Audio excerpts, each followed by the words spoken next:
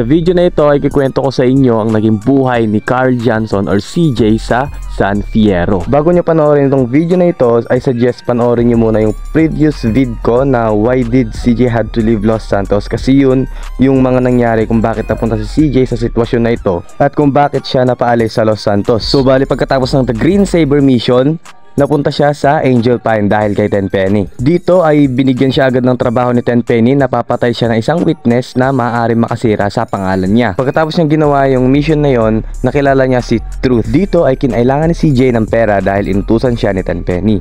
Ang pera na ito ay gagamitin ni Tenpenny pambili ng marijuana kay Truth dahil plano nitong i-plan sa isa sa kanyang mga prosecutors na umahaligid sa kanya dahil gusto nitong i-expose ang korupsyon ni Tenpenny. Dito pumasok si Cesar na boyfriend ng kanyang kapatid. Si Cesar ang nagbulgar kay CJ ng mga pangyayari sa Los Santos after nitong mawala.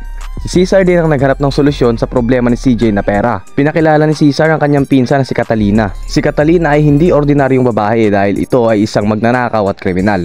Nung nakilala niya si Catalina, dito sila nag-form ng duo ng mga pagnanakaw na kung saan nag-iipon na si CJ para sa pera na kailangan ni Tenpenny. And eventually sa pagsasama nila, nahulog si Catalina kay CJ. Isa sa mga pinaka-importanting part ng storya ni CJ ay yung moment na nakilala niya si Woozy. Si Woozy ay later on magkakaroon ng parte sa buhay ni CJ. Nakilala siya dito ni Woozy dahil ang bayawan niya na si Cesar Villalpando ay inanyayahan siyang makiparte sa racing sa countryside. Dito rin sa mga racing na ito ay nakita siya ni Catalina. Kung alam nyo lang, si CJ ay parang cold kay Catalina. Gusto siya ni Catalina pero si CJ ay parang napipilitan lang at pinaparamdam niya dito na parang hindi siya importante sa kanya. Nung nakita siya ni Catalina dito ay galit na galit siya dahil andito lahat ng atensyon ni CJ. Well, si Catalina at this point ay may bago ng boyfriend at gusto niya magselo si CJ.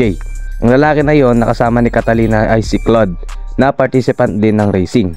After ng racing nila, nanalo si CJ at nakakuha siya ng isang workshop sa San Fierro. Kasama niya si Truth ay pumunta sila sa San Fierro na may dalang 3 tons ng marijuana. Pagdating nila dito ay andun si Kendall at Cesar na kung saan nagplano silang mag-open ng business dito para magkaroon sila ng karagdagang kita. Salamat din kay Truth at nakapag-recruit si CJ ng dalawang mechanic na si Dwayne at Jethro.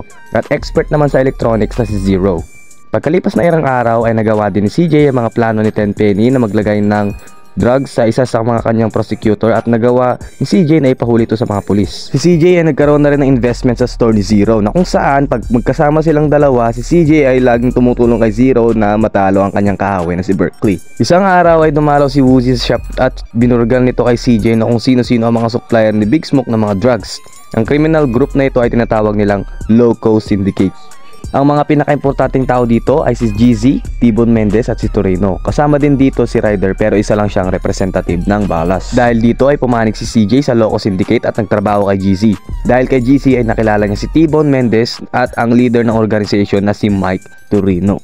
CJ ay tumutulong din kay Woozy dahil may mga problema din ito sa mga trials. Later on, after getting close with Loco Syndicate, nagplano si CJ na ipabagsak ang business ni Big Smoke. Plinano niya dito na isa-isahin muna ang mga Loco Syndicate dahil ang mga ito ang supplier ni Big Smoke ng mga drugs na binebenta niya. Inuna niya munang patayin si GZ at pagkatapos niya patayin, kinuha niya yung cellphone nito na kung saan ginamit niya upang makakuha ng impormasyon. At nalaman niya ang meeting na mangyayari sa Pier 69 na kung saan si Ryder, T-Bone Mendez at Mike Torino ay magkikita-kita. Saktong-sakto ang opportunity nito para patayin ang mga ito. Pagdating ng araw na yon, ang mga plano ni CJ medyo tumagilid. Si Mike Torino ay naka-helicopter na dumating. Since nasa Impapawid siya, nakita niya yung mga pinatay ni CJ doon sa itaas ng building, which is hindi nakikita ni Ryder at T-Bone Mendez. Dahil dito, hindi niya napatay si Torino at ang napatay niya lang ay si Ryder at saka T-Bone Mendez. Pero salamat sa kaibigan ni CJ na si Woozy, sinabi nito kung saan matatagpuan si Torino. At sinabi nito na sasakay si Torino sa helicopter paalis na ng San Fierro. Luckily, ang bida natin ay nakarating sa oras at naging matagumpay sa mga plano ito na na-eliminate niya na ang mga Loco Syndicate.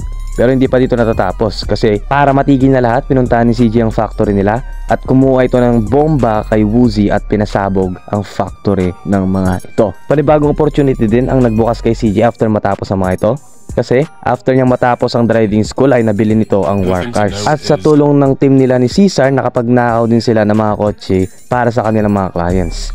Bale maganda nang tinatakbo ng buhay ni CJ hanggang may tumawag sa kanya. Dito sinabi ng mysterious caller na bibigyan siya ng impormasyon about sa kapatid nitong nasa kulungan kapag ginusto ni CJ na magtrabaho sa kanya. Well, hanggang dito na lang muna ang video natin guys, kasi susunod na dito ang naging buhay ni CJ sa Las Venturas.